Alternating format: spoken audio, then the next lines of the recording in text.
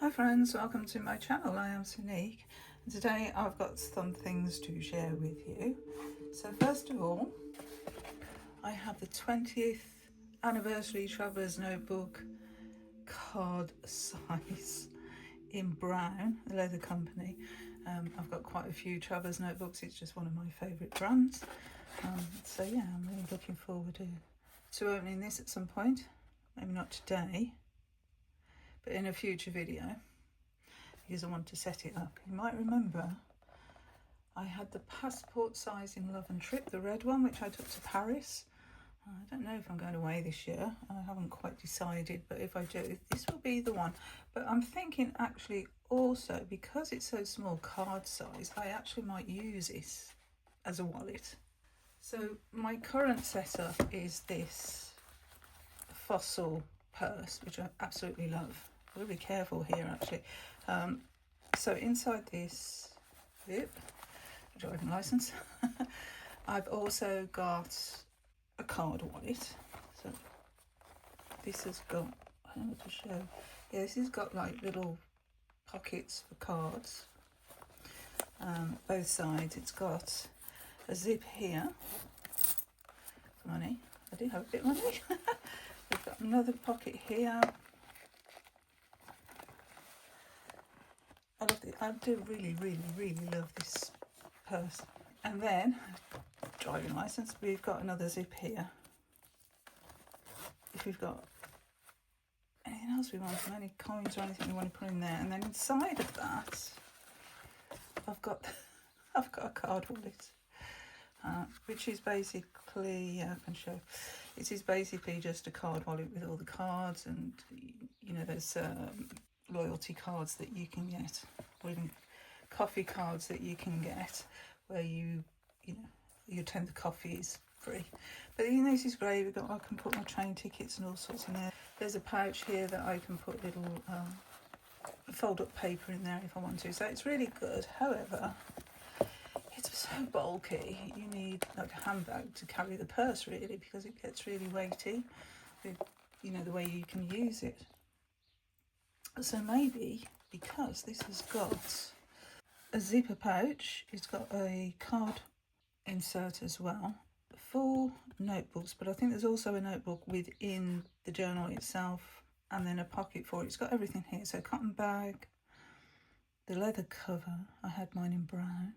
It's got MD paper, and MD paper is so good. A notebook for refill blank that's got 32 pages, so there's 2 of those. Then in cream with 32 pages each, 2 of those. You've got the cotton zipper case, the craft paper folder, the connecting rubber bands, and a spare rubber band. So presumably that's just going to be enough to go to the shops with. So I will do an unboxing and a setup of that in a future video. Also, I've had a couple of my purchases come from Oneness Emporium, and I don't want to do them all in one video, so I'll do them in separate ones. But we've got here the Mythic Weaver Tarot, which might be the one I unbox now. And then I've got 2 decks in here, which are Ephanie's newest deck, the Luminous Flow, and Shadows We Cast. So yeah, 3 decks to unbox and my Traveller's Notebook. So let's look at the Mythic Weaver Tarot today. And I'll take the plastic off. So I decided to pay a little extra and get the deluxe edition. There is another edition that's not as expensive. I went for this one in the background. That patterning, beautiful. Silver. What's it say on the side? A guide on the ancient paths. And then let's look at the back. Myth is an ancient language that awakens the soul. The Myth Weaver Tarot is a bridge between worlds where collective stories become both mirror and guide. These cards hum with the voice of spirit, carrying the timeless wisdom whispered by our ancestors. So here is a beautiful luxury box. Opens like that. Got the camera quite close, so I've got to be a bit careful here. What does it say? Ancient stories still breathe beneath the surface of the world. In our quiet moments they rise, ready to awaken what's been forgotten. Let me turn it to the side and it looks like a hardback book. Yep, hardback book. And this is by Lelania Simone. And oh, it's a 2-part box. That's unfortunate. Never keen on a 2-part box, but it's got a foam insert, so that's nice. Black edging.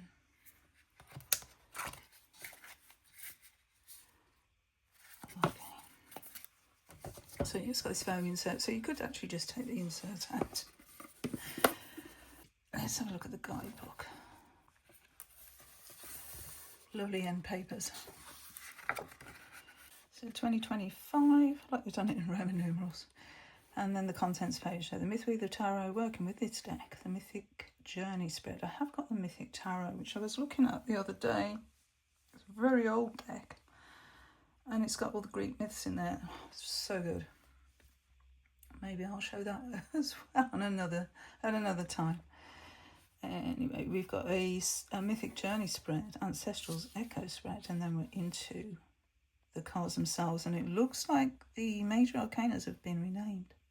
So instead of the Fool, we have the Boundless One, the Shaman for the Magician, the Sibyl for the High Priestess, Divine Mother is the Empress, Divine Father would be the Emperor, Wisdom Keeper, that would be the Hierophant, Secret Marriage, that would be the Lovers, the Warrior's Path, that would be the Chariot, Wild Grace, Strength, the Deep Watcher, the Hermit, the Great Turning would be the Wheel of Fortune, the Measure would be Justice, the Sacrifice would be the Hanged Man, 13 the Black Mother, so that's going to be the Death card, the Alchemy for Temperance, the Fallen for the Devil, the Ruin for the Tower, the Gift of Grace for the Star, the Night Weaver for the Moon, the Radiant One for the Sun, the Awakening for Judgment, and the Sacred Return for the World. So they've all been renamed, as have the court cards. So instead of page we have the Seeker, we've got the Warrior for the Knight, Goddess for the Queen, and God for the King. So yeah, you're renaming. Tarot and Codex. I did show the Codex, or unbox the Codex deck not so long ago. I'll put that underneath in the description. I wonder how they would work together actually. Anyway, there's a thank you there. And there we go, working with the deck, clear and charge, daily practice, and on, meditate, altar work. There's the spreads. So we've got a 7 card, another 7 card, and then we're into the cards. So about the major arcana, and then each one. We've got the Fool is Pan. Yeah, Pan, the wild beginning, which is great really for spring, isn't it? Which is when I'm recording this. So what do we have? We have some keywords, 6 keywords, the archetype, about Pan. So yeah, we've got Greek mythology. God, Pan is a god of spring, yes. Wild and unrestrained pleasure. Chaotic nature of desire. The meaning of the card, the shadow meaning, so the reverse meaning. And some reflection questions, which I really do like in the deck. So we've just got a little image from the card. Oh, it's the Venus of Willendorf. She who creates, sustains and transforms. So we've got different myths from around the world then. Oh gosh, we have an elephant. You know I love elephants. And we've just got as much meaning for the minor cards as we have for the majors. How good is that?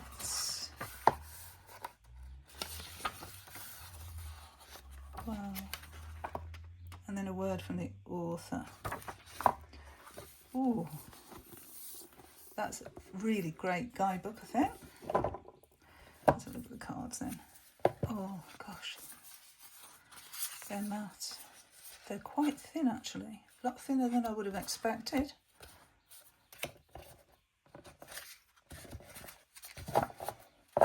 I love this edging though. Just looking how they go together because they've been separated in the box and you can see the separation there. But normally that's okay when you start to shuffle, it doesn't affect it. And it's not raised, it's the same height, I think. Although you can see sort of the difference there. Anyway, these are the backs, which are absolutely beautiful. Let's have a look at the card, shall we? We'll go through the cards one by one. Starting with Pan.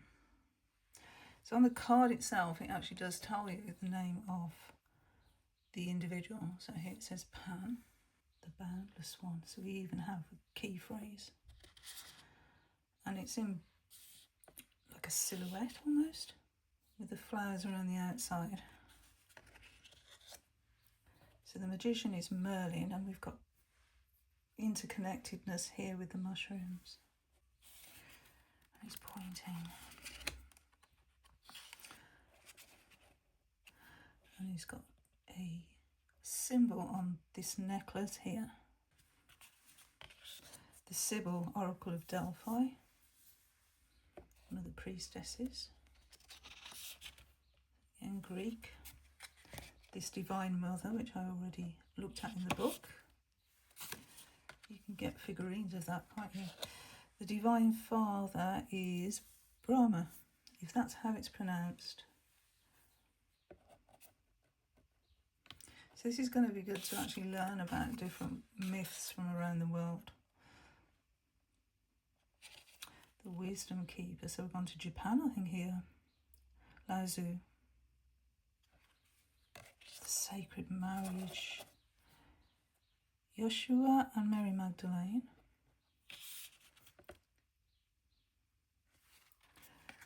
The Warrior's Path. So yes, like I said, the Chariot. So this is hard to read. Mulan. That's Mulan. I'm interested in the choice of flowers, you know, if they have a significance to the myth. We'll have a look at that in a bit. So the Wild Grace, Ishtar. The Deep Watcher, Viscasha.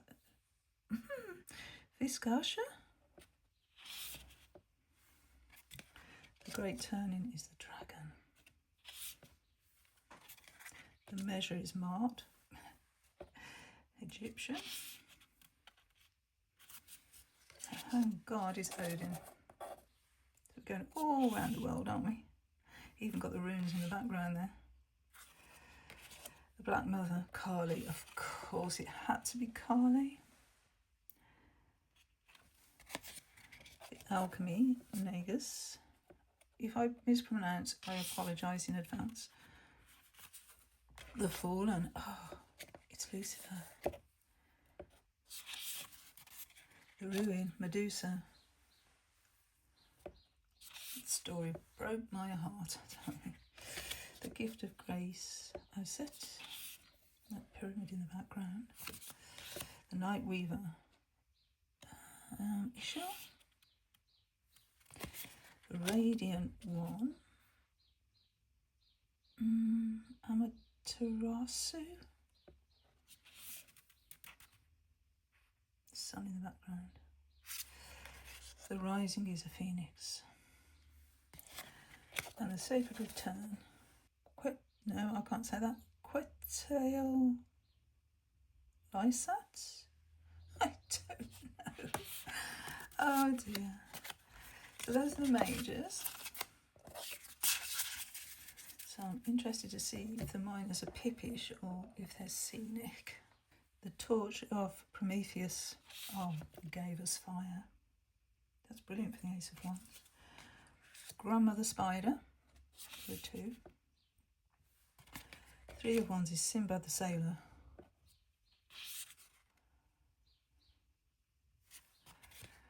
4 of Wands. Ahura Mazda, the Ember of Harmony. So we do get a little bit extra in the guidebook, but yeah, it's so difficult to read this. 5 of Wands again. Milares, no, I don't know. There we go. Milaripa. I don't know, it's difficult to actually... Shuna is the 6 of Wands. 7 of Wands. Oh, don't have a chance. I have no chance. There we go. No idea. 8 of Wands is a Griffin.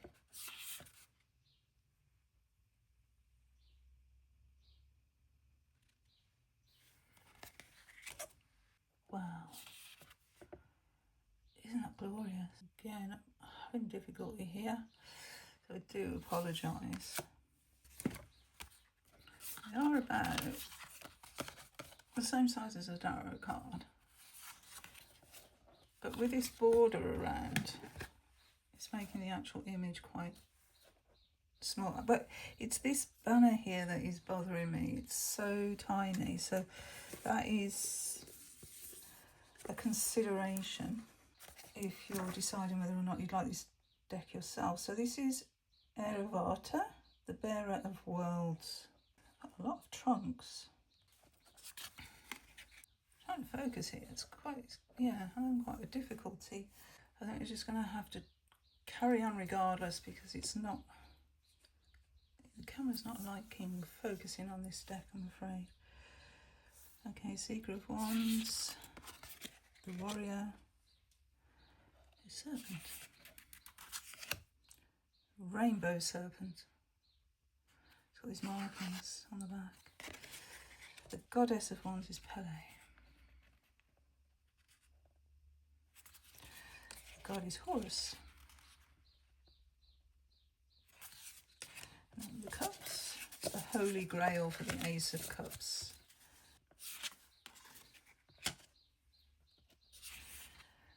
Got some Indian mythology there. Does it say? I'm not attempting it. I can't see it very well.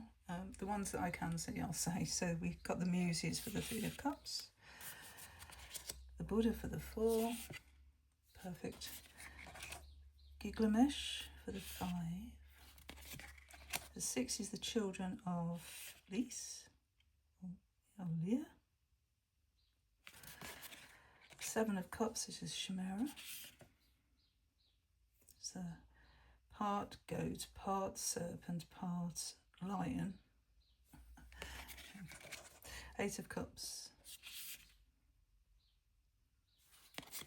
9.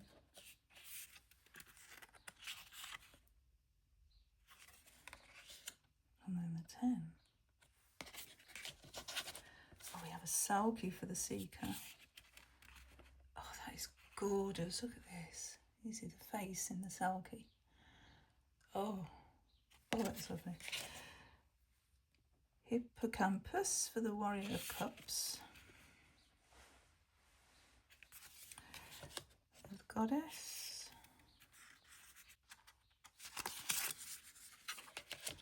And the God. I don't know if you're picking it up with my little birds outside, because visits every day. Chirruping away and cheering me up. Oh, I've got Excalibur for the Ace of Swords. 2.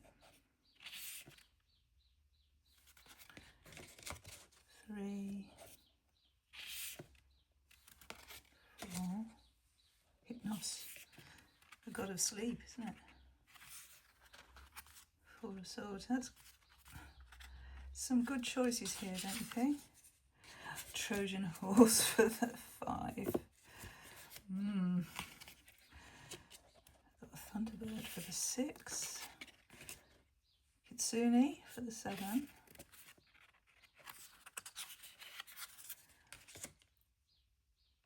Is it 8 and the 9? Ooh, look at that 10 of Swords.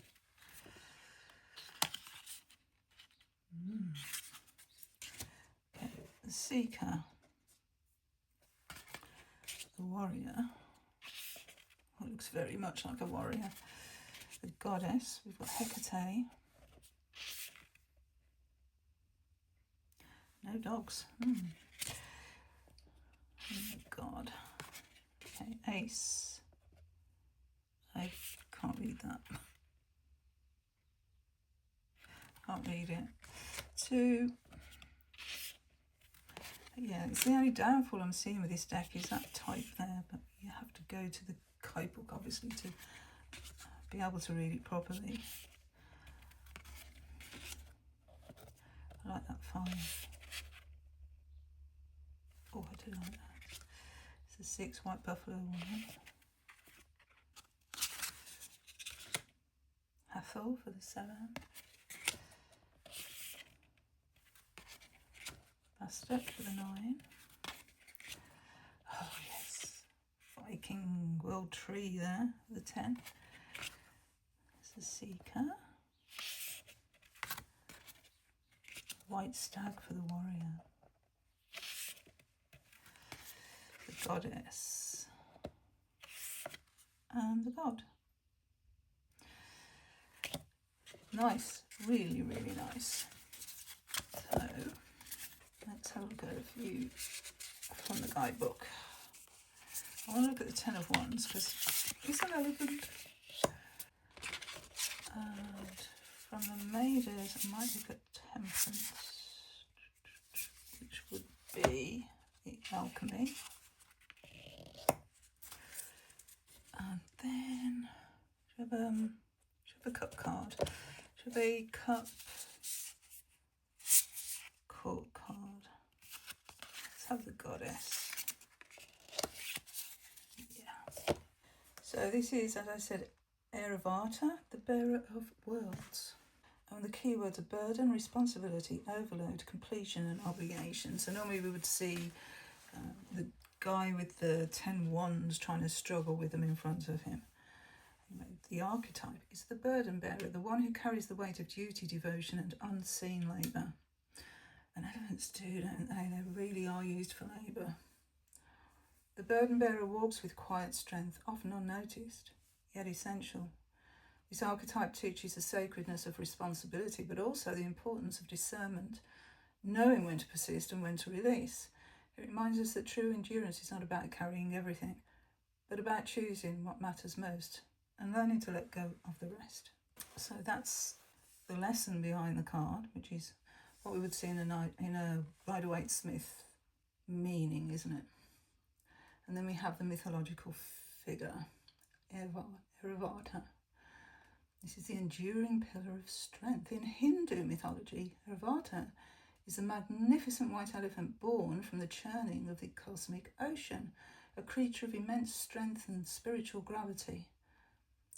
As the mount of Indra, god of storms and king of the heavens, Aravata is both divine companion and sacred servant, bearing the weight of gods and rain clouds alike. He emerges from the mist with thunder in his wake, carrying not only the celestial king, but also the collective needs of the earthly realm, fertility, nourishment and balance. Aravata walks with solemn grace, never seeking glory. His burden is sacred, chosen not through force but devotion. In some tales he carries entire realms on his back, in others he brings rain to parched lands after long silence. Always he moves forward. Aravata teaches that strength lies not only in endurance but in wisdom, the wisdom to carry what is necessary, to release what is not, and to remain steadfast without losing oneself to the weight. His silence is not submission, but reverence. His presence is not domination, but divine service. In the 10 of Wands, Aravata appears at the edge of weariness, inviting the seeker to pause and assess. Has duty become burden? Has carrying become identity? The path of devotion is noble, but even the divine must rest. Lay down what no longer serves. What is done is done. What is yours will remain. And then we have the tarot meaning. The 10 of Wands signals a culmination point, a time when responsibilities may feel overwhelming, even as success is near. Aravata symbolises sacred service and the deep capacity to carry what matters most. This card asks, what are you holding on to and why? It encourages discernment between duty and overextension, inviting you to complete what's needed and make space for restoration. and then in shadow. In the shadow, this card warns of burnout, martyrdom, or the internalized belief that worth is tied to how much you can carry. The strength of Ayurveda becomes distortion when burden becomes identity. This card urges you to delegate, release, and trust that rest is not failure. It is necessary for renewal. And then we've got 4 reflection questions. What responsibilities are weighing you down, and are they truly yours to carry? How can you lighten your load without abandoning your commitments? What can you release to make room for new possibilities? Are you carrying the weight of others' expectations or your own? So that's the entry. What I don't see is any reference to the flowers or the plants. And I'm a little bit disappointed about that. I would have liked to have known why they were chosen. Or are we meant to research it ourselves? Okay, let's look at temperance. So in this deck it's alchemy. And it's Naga, the keeper of sacred balance. The keywords are balance, harmony, healing, integration, patience, moderation, unity, transmutation. There's quite a few keywords there to work with. So the archetype, the alchemist. Alchemy is the blending of opposites, the sacred art of transforming base matter into gold, the union of spirit and form. It is the hidden wisdom of balance, healing and unity, the practice of refining the self, distilling insight from life's experiences and discovering the sacred within the ordinary. And then the figure itself, Naga, is the serpent guardian of transformation. We can see the serpent's tail here. In Southeast Asian and Indian mythology, the Naga is a powerful serpent being that moves effortlessly between the realms of earth, water and sky. It is both protector and challenger, a guardian of hidden treasures and sacred waters, symbolising the cyclical nature of life, death and rebirth. In Hindu and Buddhist mythology, the Naga are often depicted as semi-divine serpents who dwell in the depths of rivers and lakes, guarding sacred waters and ancient wisdom. Some tales speak of the Naga kings who possess the nectar of immortality, a potent elixir that can elevate the soul and awaken higher consciousness. The Naga is a creature of dualities, both fierce and gentle, earthly and divine, a force of both destruction and renewal. It is said to possess profound knowledge of alchemy and transformation, holding the keys to spiritual awakening and the art of balance. In some traditions, the Naga is associated with the Kundalini energy, the coiled serpent that rises through the chakras, transmuting raw potential into spiritual enlightenment. Just as a serpent sheds its skin, the Naga teaches that true transformation requires releasing the old to make way for the new, dissolving the ego to reveal the soul's true essence. Here, the Naga embodies the alchemist and the balanced energy of temperance, guiding us to blend opposites, harmonise conflicting energies and find the still point where transformation occurs. The Naga invites us to dive deep into the waters of the unconscious, to embrace the dance between shadow and light and to emerge renewed, balanced and whole. Tarot meaning: the alchemy is the art of transmutation, the blending of opposites to create harmony and balance. The Naga symbolises the sacred dance of integration, merging spirit and matter. In a reading, the alchemy invites you to find equilibrium, to blend contrasting elements and to temper extremes. It is a time to practice patience, moderation and mindful synthesis. Shadow meaning: here the alchemy can become chaotic, struggling to maintain balance or forcing unity where it does not naturally exist. The Naga's potent energy may become disjointed, unable to harmonise conflicting forces. Beware of rushing the process of integration or resisting the flow of transformation. Reflection questions. Where in your life are you being asked to find balance? How can you merge seemingly opposing forces to create something new? How can you embrace transformation without resisting the discomfort of change? And what needs to be transmuted for greater harmony? So the Goddess of Cups, it tells us in the book that it actually is the Queen. And this is Yemaya, the ocean's nurturer. The key words: compassion, intuition, empathy, receptivity and healing. The archetype, the compassionate one, she who opens her heart to the tides of emotion, offering a sanctuary where vulnerability is honoured, and healing can unfold. She's attuned to the unspoken, the subtle currents beneath the surface. She listens with presence, nurtures with grace, and embraces others just as they are. So the mythological figure of Umea is the mother of the sea. Umea, the great Orisha of the sea in Yoruba cosmology, is the mother of all life, the divine force of nurturing, protection, and emotional depth. She rules over the oceans and the waters of the womb, holding the origin of all creation with her vast embrace. Her name, often translated as Mother whose children are like fish, reflects her boundless capacity to love, shelter, and guide those under her care. In the stories carried across the African diaspora, in traditions such as Santeria, Candomblé, and Lukumi. So sorry, I don't know how to pronounce. But Umea is honoured as a healer, queen of the seas, and the fierce guardian of women and children. Some tales speak of her rising from the waves with 7 skirts swirling like tides, her tears birthing rivers where she grieves. Adorned in shells, silver and stars, she is the embodiment of maternal sovereignty, fluid yet unwavering.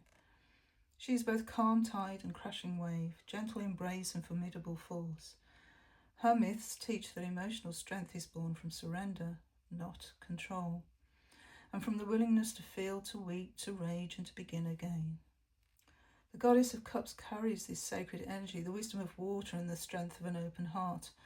Deeply intuitive, compassionate, and attuned to subtle emotions, she moves with grace through unseen realms of the soul. Like Umea, she offers sanctuary and sacred reflection, reminding us that care is not passive but powerful. And this card invites you to honour your emotions as vessels of truth. Umea teaches that healing does not come from fixing but from presence, from the quiet, steady act of listening, holding, and loving without condition. The tarot meaning. The Goddess of Cups embodies emotional wisdom, nurturing intuition, and the sacred art of holding space. She is reflected in Umea, the Orisha of oceans, motherhood, and compassion. Her presence speaks of depth, tenderness, and the healing power of water to restore, cleanse, and bless. Shadow meaning. In shadow, the Goddess of Cups may reflect emotional overextension, martyrdom, or self-sacrifice. When Umea's waters become stormy, boundaries blur, and caretaking becomes depletion. This card calls for replenishment, self-care, and remembering that your well must also be filled. Reflection questions. How do you hold space for your own emotional needs? Are you nourishing others at the cost of yourself? What waters are you tending within and around you? How can you embody compassion with healthy boundaries? Well, I think this guidebook is magnificent. It's going to teach me so much about mythology from around the world and also reinforce my knowledge of the archetypes we find in the tarot in a beautiful way. I really like this deck. It's gorgeous. So that was the Myth Weaver Tarot. Thank you so much for watching, and until my next video.